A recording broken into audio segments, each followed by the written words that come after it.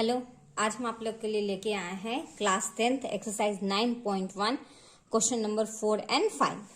ठीक है, तो क्वेश्चन नंबर 4 से पहले जो है हमने हाइट एंड डिस्टेंस चैप्टर का 3 क्वेश्चन पिछले वीडियो में करवा दिया है। आई होप हम आप लोग को समझ में भी आ गया होगा। तो चलिए आज हम लोग चलते हैं क्वेश्चन नंबर 4 एंड 5। तो सबसे पहले हम लोग क्वेश्चन नंबर 4 को देखते हैं।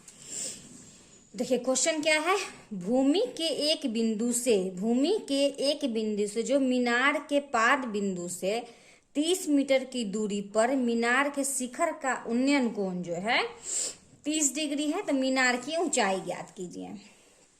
ठीक है, तो चलिए देखते हैं। प्रश्न जैसे जैसे बोल रहा है वैसे वैसे हम लोग करेंगे तो आसानी से बन जाएगा।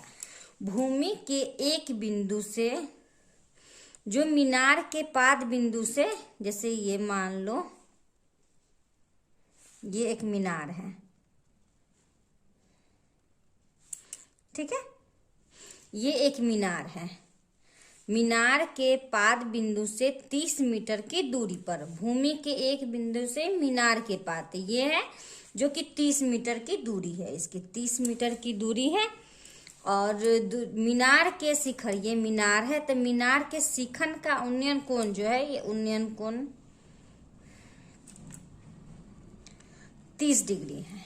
ठीक है, तो मीनार की ऊंचाई ज्ञात कीजिए। मीनार की ऊंचाई ज्ञात कीजिए। तो हमने आप लोग को बताया था कि कैसे हम लोग इस तरह का प्रश्न जो है वह उसका हल करते हैं। तो हम लोग सबसे पहले मानते हैं A, B और C। तो हमने पिछले वीडियो में आप लोग को बताया था कि इस तरह का प्रश्न में सबसे मेन तरीका है कि साइन कॉस टेन में जो पूछ रहा है वो जो दिया हुआ है, ये दोनों का संबंध जो है वो किस में आ रहा है, साइन में, कॉस में या टेन में। तो देखिए यहाँ प्रश्न बोल रहा है कि मीनार की ऊंचाई ज्ञात कीजिए। और यह इसको हम लोग लंब बोलते हैं, इसको हम लोग क्या बोलते हैं, आधार।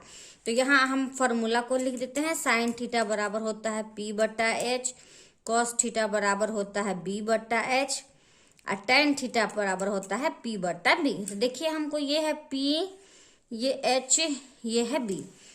तो अब हम लोग यहाँ पे देखते हैं कि P और B किस में संबंध आ रहा है। तो P और B देखिए तो यहाँ टेन में संबंध आ रहा है। ठीक है, P और B किस में संबंध आ रहा है, 10 डिग्री का। तो जिसमें संबंध आ रहा है उसी फॉर्मूला का हम लोग यूज करेंगे। यहाँ होता है टेन थीटा बराबर होता है AB बटा में क्या, तो BC। AB और बटा में BC। तो चलिए इसका वैल्यू पुट करते हैं हम लोग। तो टेन थीटा के जगह पे हम कितना डालेंगे, तो ये हो जाएगा 30 डिग्री।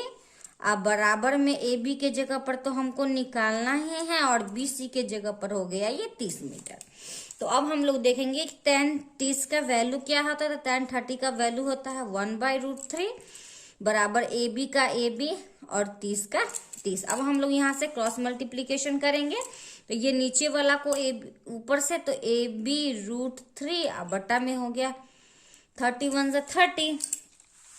तो अब देखिए यहाँ AB बराबर क्या हो जाएगा, तो AB बराबर हो जाएगा 30 बटा में हो गया √3। और जब बटा में ऐसे √3 आ जाए तो हम लोग इसका परिमयकरण मतलब रेशनलाइजेशन करते हैं। तो रेशनलाइजेशन का तरीका होता है जो नीचे दिए हुए उसी से गुना भी कर दो और उसी से भाग भी कर दो। तो √3/√3 इसको अगर कट कर देंगे तो इसका कोई वैल्यू नहीं होगा, कोई मतलब नहीं है।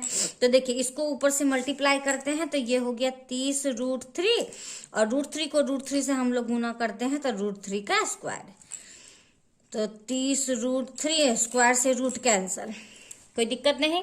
अब देखिए 3 × 1 = 3, 10√3। कोई दिक्कत नहीं होगा। तो यहाँ हम लोग लिख देंगे अतः मीनार की ऊंचाई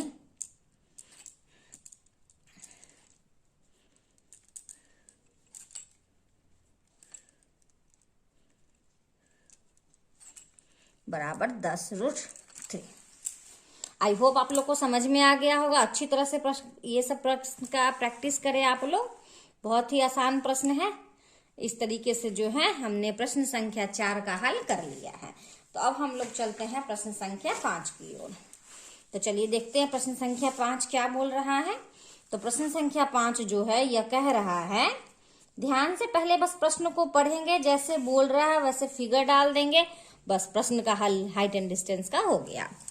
भूमि से 60 मीटर की ऊंचाई पर एक पतंग उड़ रही है। ये मान लो भूमि है, तो भूमि से 60 मीटर की ऊंचाई, भूमि से 60 मीटर की ऊंचाई पे पतंग उड़ रही है। ठीक है, पतंग से डोरी की अस्थायी रूप से भूमि के एक बूंदी से बांध दिया। डोरी है, पतंग है, उड़ रहा है, तो ऐसे पतंग उड़ता है, ये तिरछा करके। तो ये यहाँ देखिए कि ऐसे जमीन के पतंग में लगी डोरी को अस्थायी रूप से भूमि के एक बिंदु से बांध दिया जाता है। चलिए, पतंग उड़ रहा है, यहाँ हमने उसको भूमि से बांध दिया। भूमि के साथ डोरी का झुकाव जो है वह 60 डिग्री है। यह मानकर डोरी में कोई ढील नहीं है, डोरी की लंबाई ज्ञात करें। ये तो डोरी है, डोरी की लंबाई ज्ञात करें, तो इसको हम लोग मानते हैं। बस प्रश्न को आप लोग अच्छी तरह से पढ़िए, जो प्रश्न बोल रहा है उस पे फिगर बना लीजिए। फिगर बन गया तो समझ जाइए हाइट एंड डिस्टेंस चैप्टर में कुछ दम नहीं है। बस प्रश्न को अच्छे से पढ़ें और उसका फिगर सही से बना लें। उसके बाद देख लीजिए, तो यहाँ ऊंचाई दिया हुआ है, इधर कर्ण को निकालना है। तो बताइए, यहाँ पे आपको ध्यान देना होगा कि ये किस फॉर्मूला का यूज होता है। तो साइन थीटा बराबर होता है लंब बटा कर्ण।